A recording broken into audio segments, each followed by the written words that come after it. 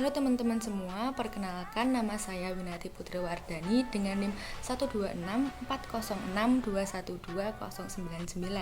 Saya akan mencoba membuat video analisis saham BJBR dan juga saham ITMG serta analisis obligasi korporasi untuk memenuhi tugas ulangan akhir semester 5 mata kuliah Manajemen Portofolio dan juga Investasi.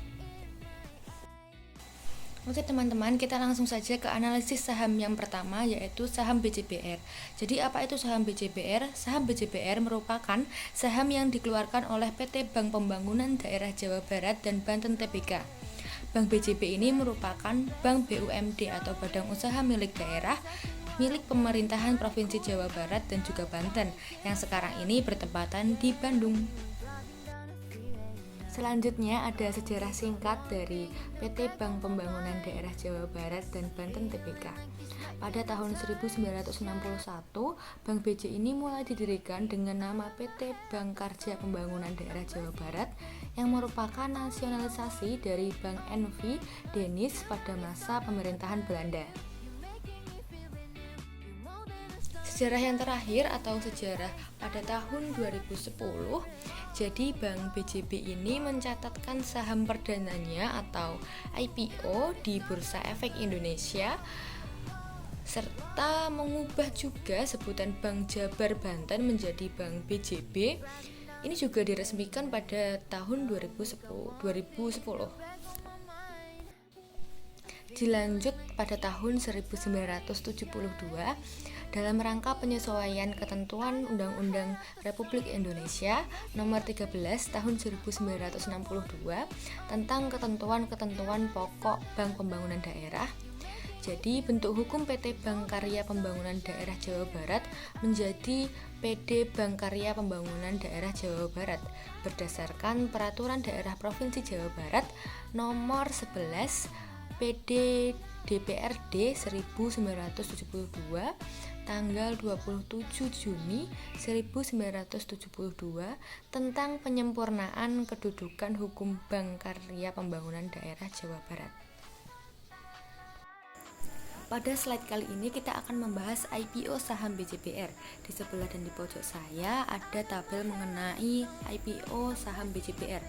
Nah, dari tabel tersebut kita dapat melihat bahwa saham BJBR melakukan IPO pada tanggal 8 Juli 2010. Perusahaan ini menawarkan saham sebanyak 2.424.072.500 rupiah saham dengan harga penawarannya sebesar Rp600 Indonesia per sahamnya. Selanjutnya, dana yang terkumpul sangatlah besar, seperti yang teman-teman bisa lihat di tabel. Selain itu, persentase saham yang ditawarkan terhadap total saham yang terdaftar sebesar 25,25%. Nah, di tabel juga diberikan informasi bahwa terdapat Biro Administrasi Efek, yaitu PT Atindo Entericom, dan penjamin emisi utamanya yang terlibat adalah PT Bahana Sekuritas dan PT CBMB Sekuritas Indonesia.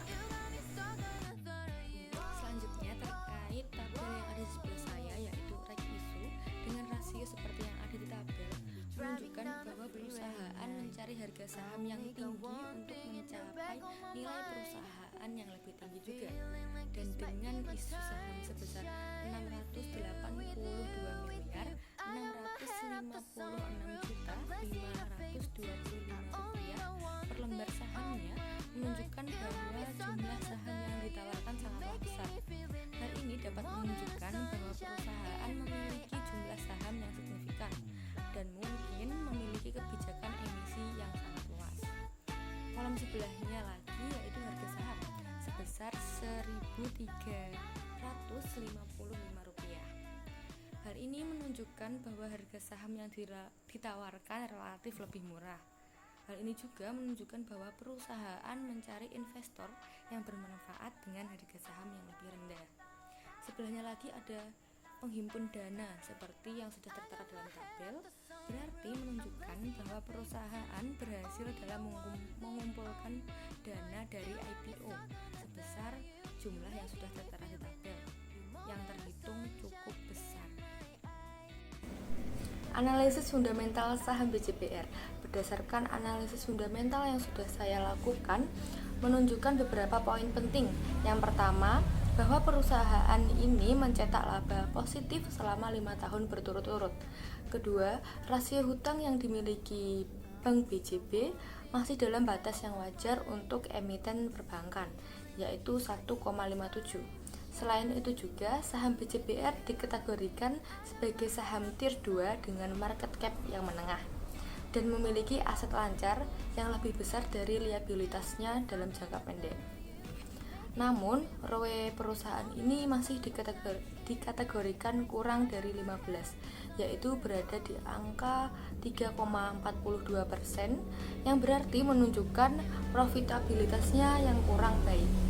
Meskipun demikian, saham BCPR dinilai undervalue dengan harga saham di bawah harga wajarnya dan PBV atau nilai bukunya lebih rendah dari valuasi perusahaan.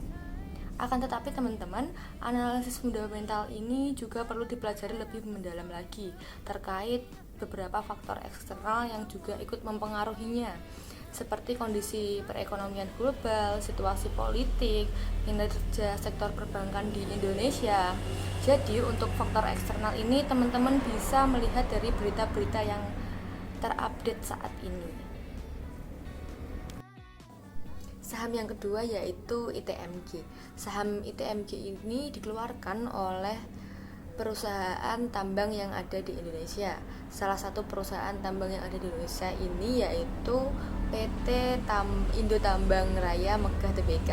PT Indo Tambang Raya Megah Tbk ini adalah perusahaan batubara yang terintegrasi di Indonesia dan menjadi pemasok batubara untuk pasar energi dunia.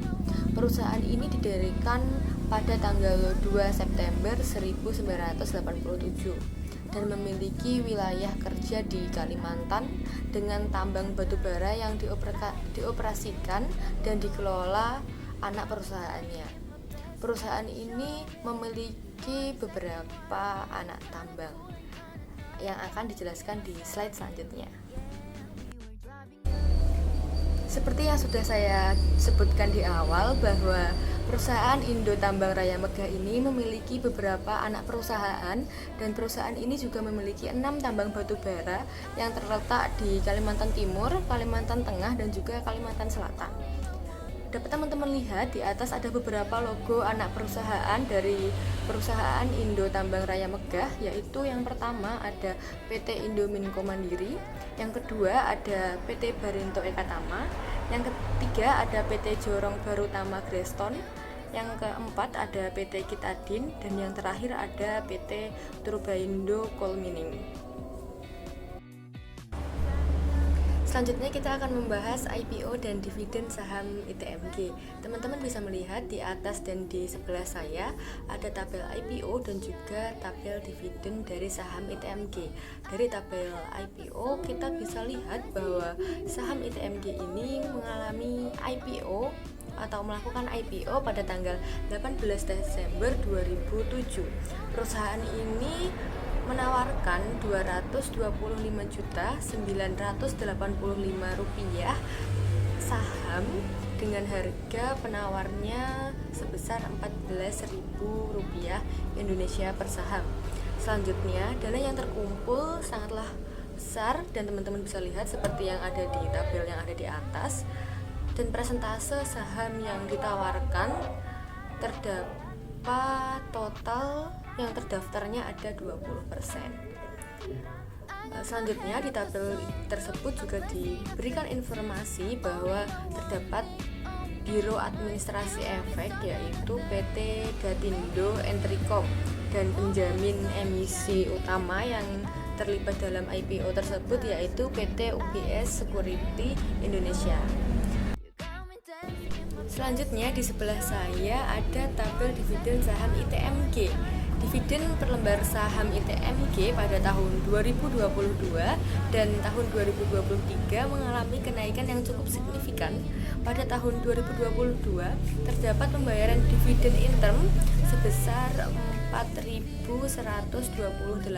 rupiah Indonesia pada bulan November, dan dividen final sebesar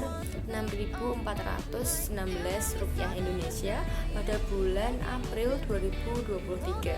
Sementara itu, pada tahun 2023 terdapat lagi pembayaran dividen intern sebesar rupiah Indonesia pada bulan September. Jika dilihat dari 3 tahun terakhir, rata-rata tingkat pertumbuhan dividen per lembar saham ITMG adalah 40,40% per tahunnya.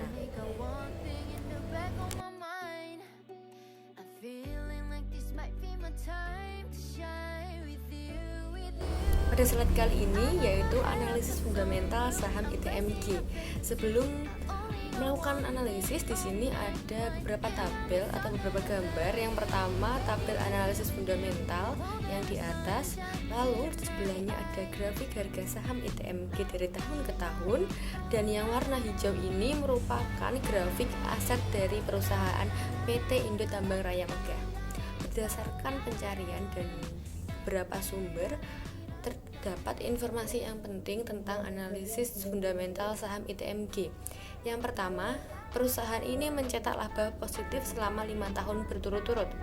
Rasio hutang terhadap modal atau DIR dan rasio utang terhadap aset kurang dari 1, yang artinya hal ini menunjukkan bahwa perusahaan memiliki struktur keuangan yang sehat dan aset lancar lebih besar daripada liabilitas jangka pendeknya. Jika aset lancar lebih besar daripada liabilitas jangka pendeknya, maka akan mempengaruhi nilai saham. Jika aset lancar lebih besar daripada liabilitasnya, maka nilai saham mungkin akan menurun karena kesulitan perusahaan untuk membayar biaya yang sekarang dan akan menghabiskan lebih banyak uang dalam masa depan. Selanjutnya, profitabilitasnya cukup baik dengan NPM lebih dari 10, yaitu 20,25%. Maka hal ini menunjukkan bahwa perusahaan mampu menghasilkan keuntungan yang cukup besar dari setiap dolar pendapatan yang diperoleh. NPM ini mengukur seberapa besar sih keuntungan bersih yang akan dihasilkan oleh perusahaan dari setiap dolar pendapatan yang diperolehnya. Akan tetapi, ROE perusahaan ini masih kurang dari 15%, yaitu totalnya 5,86%. Pembahasan kali ini yaitu pembahasan yang terakhir, yaitu mengenai obligasi korporasi. Jadi, obligasi korporasi adalah obligasi yang diterbitkan oleh perusahaan swasta nasional, termasuk BUMN dan juga BUMD.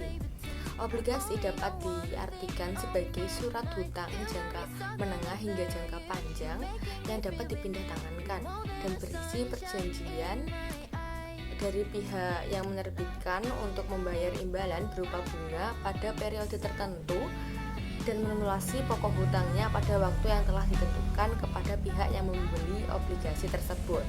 Lalu keuntungannya apa aja jika kita membeli obligasi korporasi? Yang pertama, dapat memberikan pendapatan tetap berupa kupon atau bunga yang sudah ditentukan. Kupon atau bunga ini dapat dibayarkan secara reguler sampai dengan jatah tempo dan ditetapkan dalam persentase dari nilai nominal yang ada. Selanjutnya, keuntungan atas penjualan obligasi. Di samping itu, penghasilan berupa kupon, pemegang obligasi juga dapat mendapatkan penghasilan dari menjual belikan obligasi yang mereka miliki.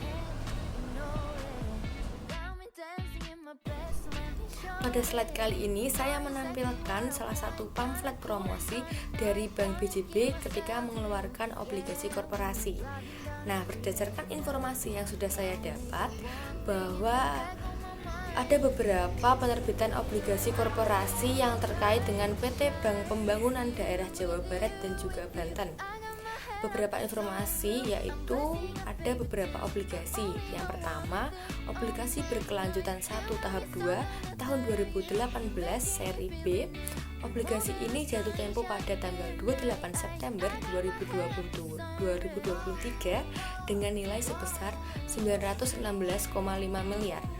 Selanjutnya ada obligasi subordinasi berkelanjutan 3 tahap 2 tahun 2022. Penerbitan obligasi ini juga berkaitan dengan Bank BJB. Ada beberapa informasi yang sudah saya dapat tentang obligasi ini, yaitu yang pertama, nominal target penerbitannya yaitu bersifat target dengan nominal sebesar 1 triliun rupiah. Selanjutnya bidang usahanya, obligasi ini digunakan untuk perbankan dengan pembayaran kupon setiap 3 bulan terhitung sejak tanggal emisi. Obligasi yang ketiga yaitu rencananya akan melakukan penerbitan obligasi. Jadi perusahaan Bank BJB ini akan berencana menerbitkan obligasi. Bank BJB ini memiliki rencana untuk penerbitan obligasi senilai 1,5 triliun pada tahun 2023. Dari informasi tersebut terlihat bahwa Bank BJB telah aktif menerbitkan obligasi korporasi dan memiliki kewajiban untuk melunasi obligasi yang jatuh tempo. Sedangkan untuk perusahaan PT Indo Tambang Raya Megat Tbk, berdasarkan informasi yang sudah saya cari, bahwa perusahaan ini belum pernah mengeluarkan obligasi korporasi. Jadi untuk analisis obligasi korporasi pada perusahaan Indo Tambang Raya Megat Tbk tidak bisa dilakukan.